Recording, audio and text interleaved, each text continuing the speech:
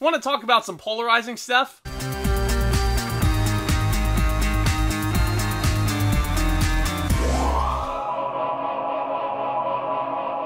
What's going on, guys, and welcome back to yet another brand new movie review over here on the channel, and as always, I thank you all so much for stopping by, and I hope you enjoy your stay. But this time around, we are looking at Wonder Woman 1984. Yes, the film that just recently hit both theaters and HBO Max on the same day as release. You know, because these are really weird times, and Warner Brothers is trying to do everything they can to make do with their resources. Sometimes to the detriment of their artists. And Patty Jenkins returns once again to direct this film, which is a sequel to the 2017 Wonder Woman, which, just throwing this out there, that was my favorite DCEU film so far. So let's just say I was pretty hyped, and I was even more hyped to finally check it out for myself. And Diana Prince, once again played by Gal Gadot, lives quietly among mortal humans in the vibrant, sleek 1980s, one of my favorite eras. Though she's come into her full powers, she's sort of keeping a low profile by curating ancient artifacts for a museum. And she's only performing heroic acts undercover at this time. But she soon finds herself squaring off against oil magnate Max Lord, played by Pedro Pascal, as well as the Cheetah, a villainess played by Kristen Wiig, who possesses superhuman strength and agility. So let me just address the elephant in the room really quick, because I'm sure I'm gonna get tons of questions as to how I watched Wonder Woman 1984. And basically, because of where I live, I had to watch this film on HBO Max, because the only theaters around me that are open right now are drive-ins. And I have no problem going to a drive-in. It's a really cool vintage place to be. But,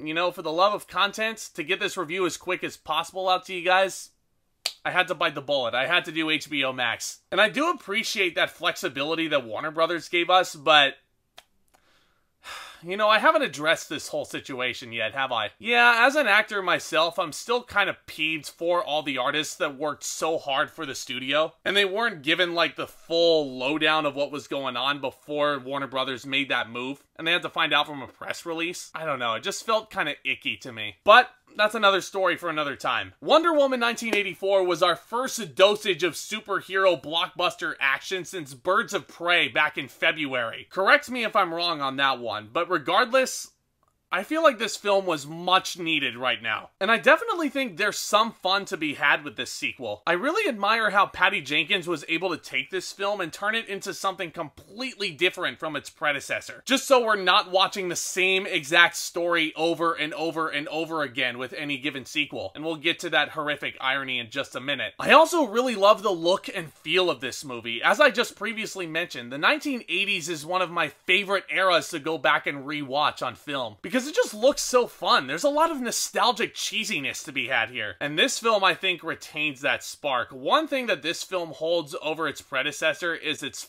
fucking cheesy. Now, some might feel detracted by that and say that 1984 is just riddled with cliches. And well, yeah, there's definitely tons of cliches here. But that doesn't make it not fun. I mean, look at Christopher Reeve's Superman films. Excuse me when I say this, but you could just tell by looking at this film that Patty Jenkins was super influenced by what Richard Donner did with Superman. And that's just looking at those little sequences where Wonder Woman is flying through the air. You can just tell that this is like the female Christopher Reeve almost. I mean, even the Sam Raimi Spider-Man films, I grew up with those. And I still love them because they are so fun. I mean, yeah, they're riddled with stupidity, but that's what makes them fun. And they're fully self-aware of that. And I feel like Wonder Woman 1984 falls under that same category. I feel like it's definitely very self-aware of its cheesy nature. And I really respect that about this film. I respect the fact that Patty Jenkins was approaching this not necessarily worried about setting up this whole universe or a whole set of sequels. That was a big problem with the Amazing Spider-Man films. They were so concerned about setting up this whole world that they just forgot to make a good movie on its own. And Patty Jenkins definitely attempted to do that here. And that therein lies my first little issue with this film. It's still set in the DCEU. This universe has already been set up. And there are a couple of decisions that are made in this film that really made me question every other film that came before this. And my biggest question action is something that we'll certainly get to, but let's continue on by discussing these performances real quick. Gal Gadot is once again fantastic as Diana Prince / Wonder Woman. She really feels like with this film that she's fully settled into this role now. To me, this felt like she was the most comfortable she's ever been as Wonder Woman. And it's not like she's phoning in this performance at all. Don't misconstrue that statement, friends. It just feels like this character feels extremely worn in now. Like, we don't need a ton of exposition to set up this character now. We know who she is. Like, she has fully become the embodiment of who Wonder Woman is. And I really respect that about this performance, and she's great at it. And she's also fantastic in these action sequences, which also all feel wholly unique from the original. They're heart-pounding and fun to watch. I love the car chase with Max Lord and all those giant jeeps. Honestly feels like something straight out of Mad Max. There's also a big giant action scene that takes place inside the White House. Well, that's certainly something I've never seen before. I mean, it's a really fun sequence too. I feel like if that scene in the White House was the final fight scene, I feel like it would have been a much better movie. Not much to complain about with this action. It all looks really, really cool. Now, keeping up with the discussion about great things in this film, let's talk about Max Lord for a second, played by Pedro Pascal.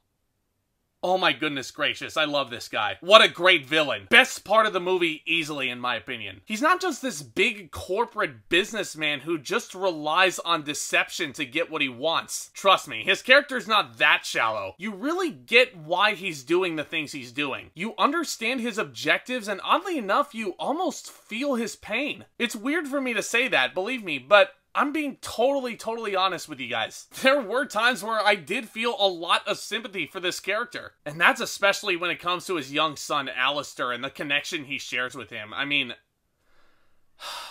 my goodness. Another thing I really respect about this film is that it doesn't just gloss over the evil things that Max Lord has done just because his connection to his son is so heartwarming. The movie makes sure to hold Max Lord accountable. Like, you know he's the bad guy. And you especially know he's the bad guy with this message the film holds, which honestly, again, this film came out at the right place at the right time. And honestly, this film's message might be the biggest praise I have for this film. And Patty Jenkins does such an excellent job establishing what the movie's about through a very fun flashback sequence in the Amazon. She's essentially saying that no good can come from lying about things, especially when we're taking advantage of the world we're living in. The movie's saying we can only thrive and be good off of the truth. God, that sounds so familiar. But that's the beauty of it. It's relevant. Now, Pedro Pascal, of course, is not the only villain in this movie. We get Kristen Wiig as the cheetah. Oh man, where do I even begin? Now, for those of my viewers who do not read any of the Wonder Woman comics and are not like die-hard Wonder Woman fans, here's some trivia for you. Cheetah is probably the most famous out of Wonder Woman's entire rogue gallery. And Kristen Wiig does a good job with the role. I like her approach to it. It actually reminded me a lot of what Jamie Foxx was doing with Electro. She's kind of the geeky scientist who's kind of obsessed with the main hero who becomes overly obsessed with her powers once they get them. I mean, we've seen this character done so many times before, so there's nothing wholly original about how this character is written. But I don't know, Wiig's approach to it just feels wholly unique. I also really respect her for approaching this role and doing a role like this even, because she is known mostly for all of her, like, I mean, I find Kristen Wiig hilarious. So just to see her in this dominatrix type of role was kind of, I don't want to say disorienting. It took me a second to get used to. It was really cool to see that also. She looked like a badass. I'm also really glad to see that this character doesn't just get a robe. I mean, could you imagine how mad she would be? But the cheetah is actually where my issues begin. Okay, so Cheetah's character is completely mishandled. It really bothered me how little of Cheetah we got in this. I really think there should have been more content from her. I wanted more from her. And I'll explain how they could have gotten more from her in just a minute. But just for right now, picture this. Imagine Christopher Nolan approaching the Dark Knight film. Still undisputedly best comic book film probably ever made. But what if Nolan was approaching this and he wanted Two-Face to be the real main antagonist? And then he just kind of puts the Joker in there to kind of act as a distraction and a secondary fiddle to Two-Face. Could you imagine the backlash if he actually did that? Like, how ridiculous does that sound? Because this is basically what they did with the Cheetah in this. Now, I'm not saying the Cheetah is on the same level of notoriety as the Joker, of course not, but when you have your most famous villain in your entire rogues gallery finally being put on the big screen for the first time, and to have that most famous villain be almost distracting to the main conflict of the movie, because to me, the main conflict of this film was Wonder Woman versus Max Lord, and the Cheetah was just kind of coming in and doing some cool action stuff, but like, she wasn't the central focus. She wasn't Wonder Woman's main threat. Like, yeah, Diana Prince and Barbara Minerva have a connection, and it's a pretty strong connection, actually. But that should have been the main connection. If you're gonna include Cheetah, she better be the main villain. Instead, she was just brought in and she wasn't really used a whole lot. And I think a big reason as to why there wasn't as much Cheetah does lead me into my main issue with this film. And yeah, you saw the pictures. We're going to talk about Steve Trevor's inclusion. Let me get the record straight before I bash this aspect of the film.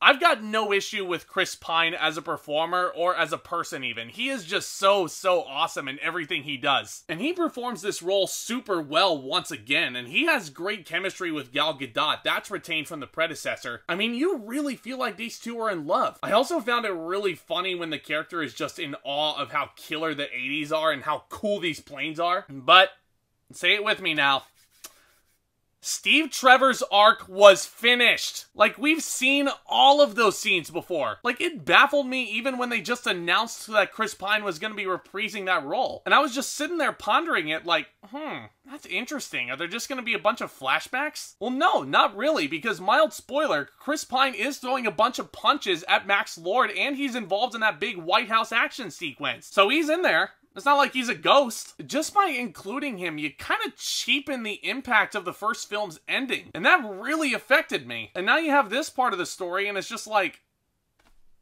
okay, you kind of cheapened the impact there. And that was just super frustrating to me, because there were so many great things that they were doing with this. And let's be super clear, I don't hate Wonder Woman 1984. I actually really enjoy it. But talk about being so close to being one of the best superhero sequels ever made. We're talking the same level as Captain America: The Winter Soldier. And yes, I do honestly feel that this film had the potential to be on that level. But talk about being so close, yet so far. Because this movie honestly kept shooting itself in the foot with some of these nonsensical choices in the storytelling. That being said, I did honestly find a lot of much needed fun with this one. As frustrating as it is with those problems, I still think this is a good movie, and I do want to watch it again, just to see if any of these opinions change down the line. Because I think Patty Jenkins was taking this film in the right direction, and she and a lot of these performances provided me with a really fun superhero flick. I'm gonna give Wonder Woman 1984 a B-. So therefore, obviously, yes, I do like the original Wonder Woman more than this one. If I had to give the original a grade, I'd probably give it an A-.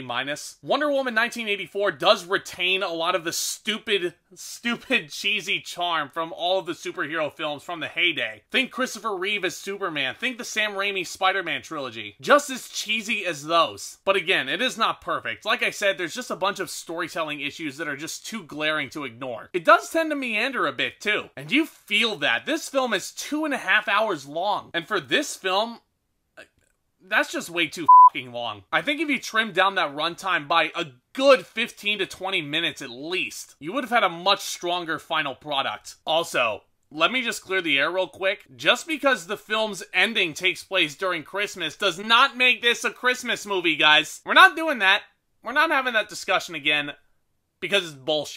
Yes, this came out on Christmas Day, but Wonder Woman 1984 is not a Christmas movie. Believe me on this one. But how are you guys going to check out 1984? I'm curious. Are you guys going to go to the theater? Are you guys going to stream it on HBO Max? I would love to hear all of your thoughts, whether or not you enjoyed it, all down in the comment section below. Let's discuss this movie further. And when we do discuss, I do mean this in all seriousness, but please keep it civil. I do like to have fun on this channel, and film is subjective, but this film in particular, I've had a lot of friends on Twitter that voiced their opinions on this film, and they were chastised for it. And these are good people. They did not deserve that. So regardless of my opinions, all down in the comment section below, please keep it tasteful, because what these people went through is just uncalled for. But if you guys are enjoying this content, if you guys want a place to continue discussing cinema and all things entertainment with me, well, this is the channel for you. Please consider hitting that subscribe button down below as hard as you possibly can, because number one, don't tell anybody, but It's free, and it really helps out the channel if you do it. Number 2, you guys will also be the first ones to know anytime I upload a new video over here. If you haven't yet, also please be sure to leave a thumbs up for me on your way out. I'd really appreciate that. And as always, look out for more exciting content hitting this channel very soon. You guys are awesome. And with all that being said, back talk, commence.